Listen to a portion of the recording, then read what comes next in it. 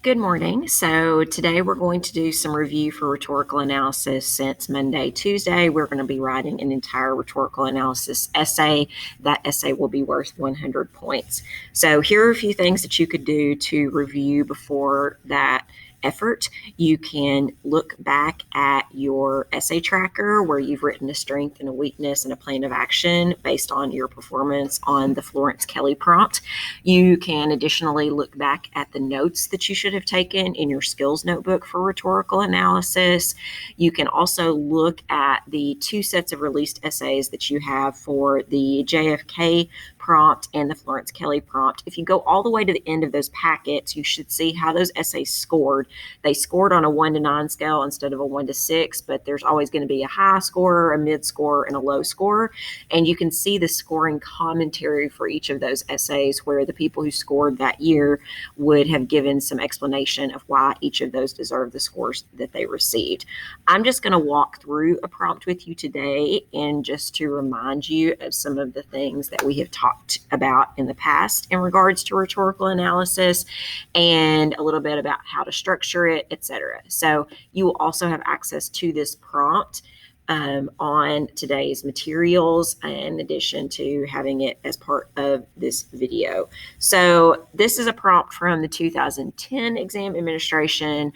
And so I'm going to start just by walking through the actual prompt itself, and I'll use Cami to annotate and give you some ideas of how you might annotate your prompt when you are doing this next week. So it starts with Benjamin Banneker, the son of former slaves, was a farmer, astronomer, mathematician, surveyor, and author. So we have some information about our speaker here. And so I'm actually going to just create a comment. So if you're in Cami, you can just click right next to whatever it is, but you're going to have, those of you who are taking this in class, you will have a hard copy of the prompt that you'll be using. So you'll be able to do all of your annotations on it. So I'm just going to identify this as speaker. And then I'm going to make a couple of predictive questions. So I do think that this is useful for you to do whenever you're reading. So what might Benjamin Banneker care about as a son of former slaves and as a farmer and academic?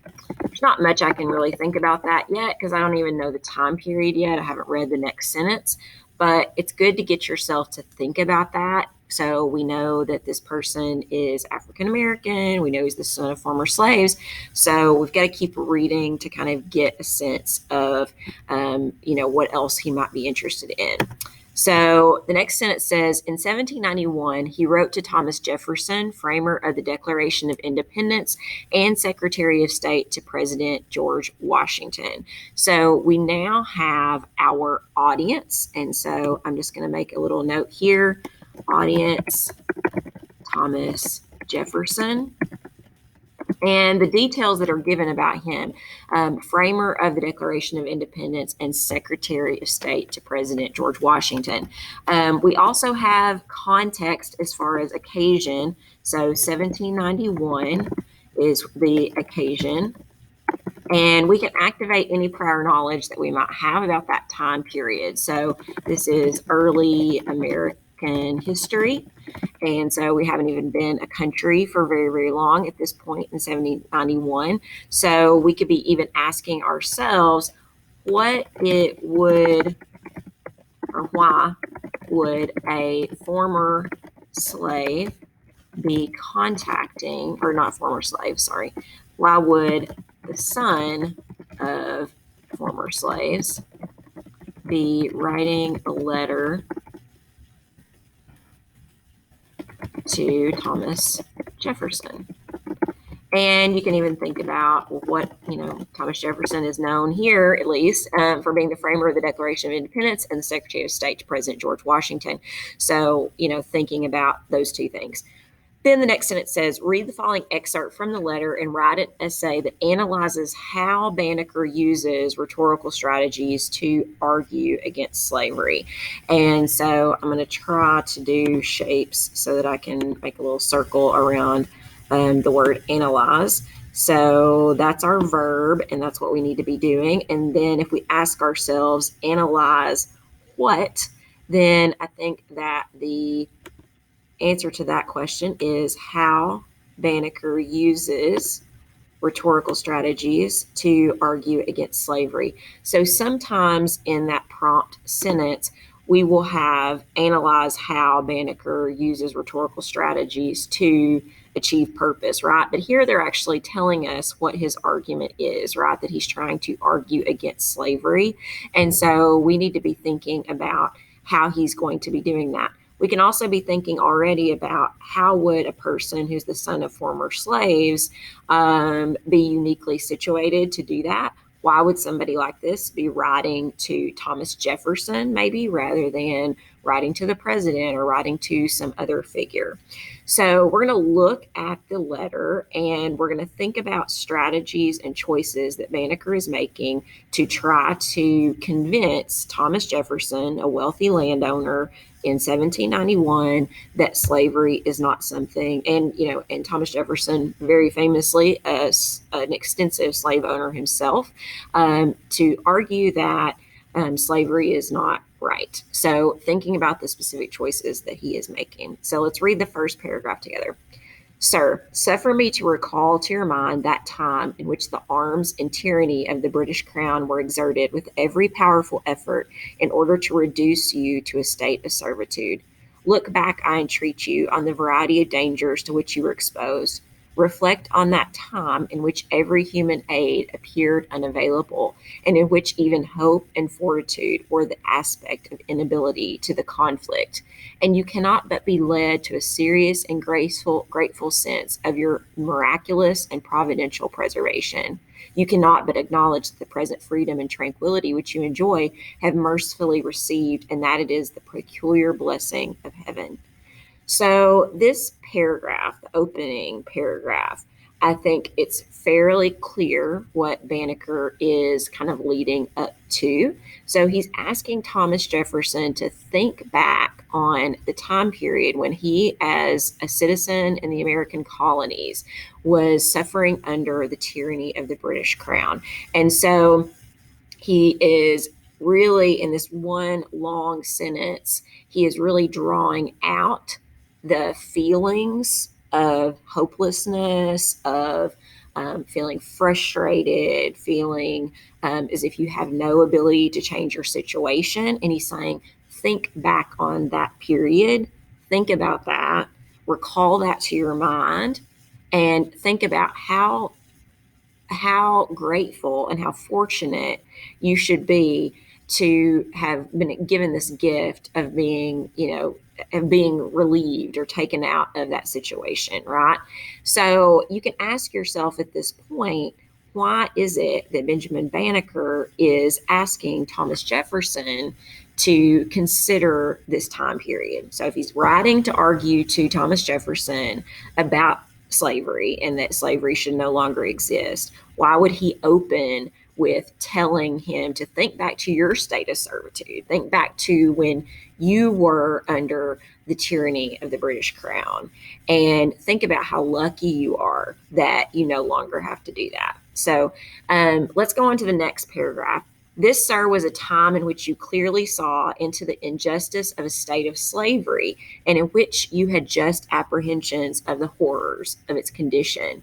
It was now, sir, that your abhorrence thereof was so excited that you publicly held forth this true and valuable doctrine, which is worthy to be recorded and remembered in all succeeding ages.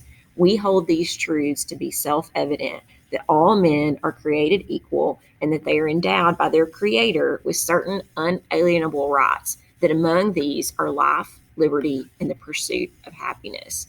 So in this first sentence in line 15, he's basically making a connection between the period of time when the colonists were under British rule and slavery. So he says, you clearly saw into the injustice of a state of slavery, and you thought that it was this horrible thing.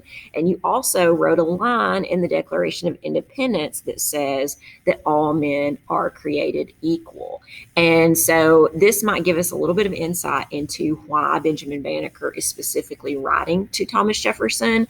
Maybe he believes that Thomas Jefferson, because of that particular sentence, is going to be a little bit more open to what he has to say. And he's also saying that, hey, whenever you yourself were under a state of slavery, even though he's kind of expanding the notion, I think, of what slavery means, because the colonists were definitely not enslaved in the same way that Black Americans were enslaved during a period of slavery in our country. But he is telling him, he's like, whenever you were under a state of slavery, you thought that it was wrong. You thought it was terrible. You thought it was horrible. And this is what you said about that in the Declaration of Independence. And so he is slowly trying to get Thomas Jefferson to feel a sense of empathy with these people who are currently enslaved. Here, sir, was a time in which your tender feelings for yourselves had engaged you thus to declare. You were then impressed with proper ideas of the great valuation of liberty and the free possession of those blessings to which you were entitled by nature. But, sir, how pitiable it is to reflect that although you were so fully convinced of the benevolence of the Father of mankind and of his equal and impartial distribution of those rights and privileges which he had conferred upon them, that you should at the same time counteract his mercies in detaining by fraud and violence so numerous a part of my brethren under groaning captivity and cruel oppression, that you should at the same time be found guilty of that most criminal act which you professedly detested in others with respect to yourselves. So in this paragraph, I would say that Banneker is becoming more bold in his argument, because he is now saying, oh, isn't it funny that when you didn't have liberty, when when you personally, your liberties were being taken from you, that you really cared and you thought that God wanted you to have freedom and God wanted you to have rights, but that you cannot actually see that for my brethren, he says, these people who are under groaning captivity and cruel oppression. In this next paragraph, the last paragraph, Banneker starts with sir again. So he'd done that in all of the paragraphs, right? He says, here, sir, this, sir, right? So this kind of marker of respect. And he says, sir, I suppose that your knowledge of the situation of my brethren is too extensive to need a recital here. So he is, flattering him a little bit and saying, I'm sure you know what's going on. And also, I guess, maybe a little bit of a dig. Thomas Jefferson did have slaves, right? So then he says, neither shall I presume to prescribe methods by which they may be relieved, otherwise than by recommending to you and all others to wean yourselves from those narrow prejudices which you have imbibed with respect to them, and as Job proposed to his friends, put your souls in their souls' stead. Thus shall your hearts be enlarged with kindness and benevolence towards them, and thus shall you need neither the direction of myself or others in what manner to proceed herein. So he ends by saying that if you would put yourself in the position of these enslaved people, which he has tried to make this point in the previous two paragraphs, and think about them as you would think about yourself, then you're going to know what the right thing to do is. I'm not going to have to tell you.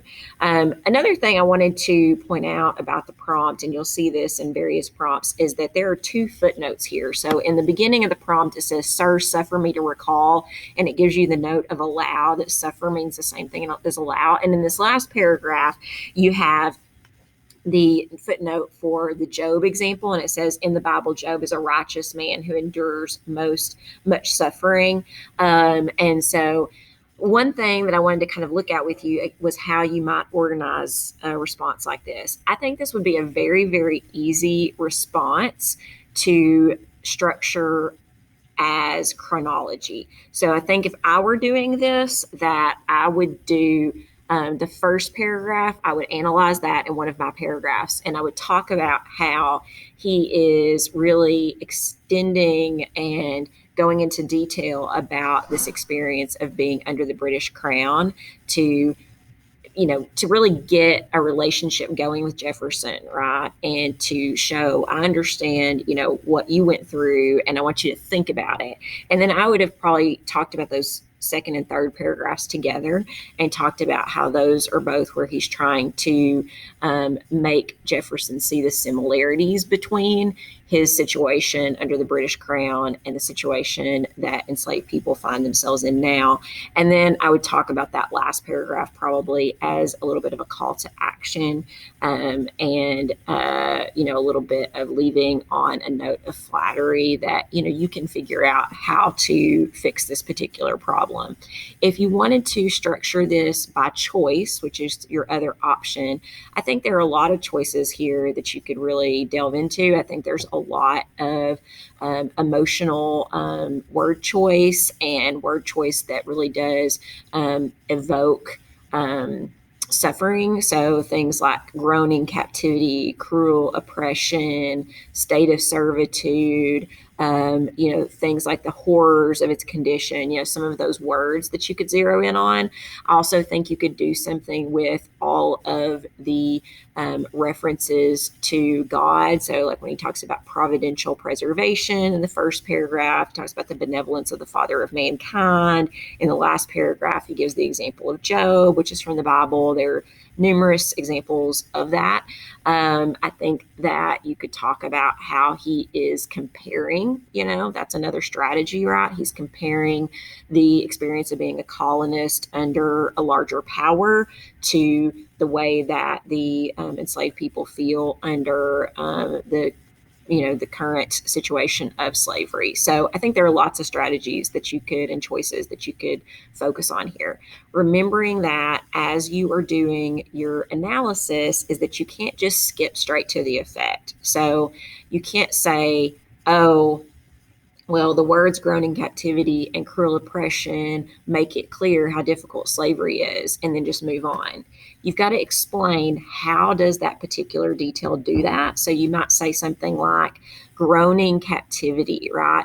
The idea of your captivity being this kind of actively difficult, right? The idea that people are groaning and crying out against their captivity, the fact that it's that miserable, cruel oppression. So oppression on its face by itself is kind of implicitly cruel, right? We kind of, that's implied, I think. And then the word cruel on top of it makes it seem even worse. And by taking both of those descriptors and comparing it to the way that Thomas Jefferson did not want to be treated himself, it really does heap on this idea of I think, difficulty and hypocrisy, which is what he's trying to bring out. I also think there's a ton of stuff here with rhetorical situation that you could do just with the notion of audience, right? He uses in the second paragraph a sentence from Thomas Jefferson's most famous piece of writing, the Declaration of Independence, and again is trying to point out the hypocrisy of saying that all men are created equal while a large number of men in the United States are enslaved. And so I think that that's tailored towards his audience. I think the use of the British Crown, the use of the Bible, all of that is tailored to the audience. Also think as far as the time period, right? He's using something that just happened, and he's also just considering, the current situation in the world as he is making this argument. So I wanted to go over that with you just to kind of give you a sense of a prompt and to go over some of the advice that I've given you up to this point. And so I will end there. If you have questions about rhetorical analysis or more specifically want to go over this with me, please join my office hour from 11:30 to 12:30.